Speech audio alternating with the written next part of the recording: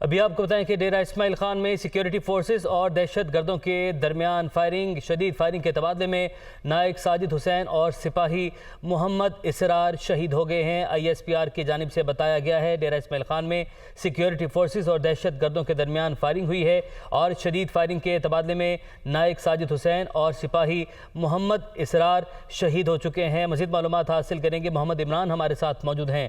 عمران بتائیے گا۔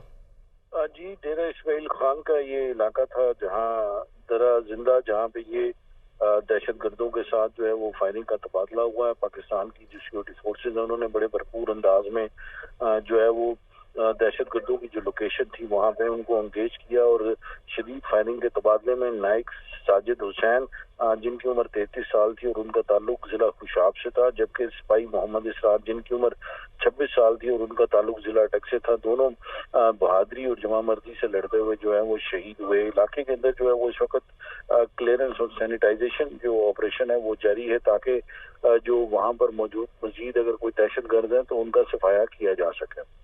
ٹھیک، آپ نے اپڈیٹ کیا عمران، آپ کا بہت شکریہ۔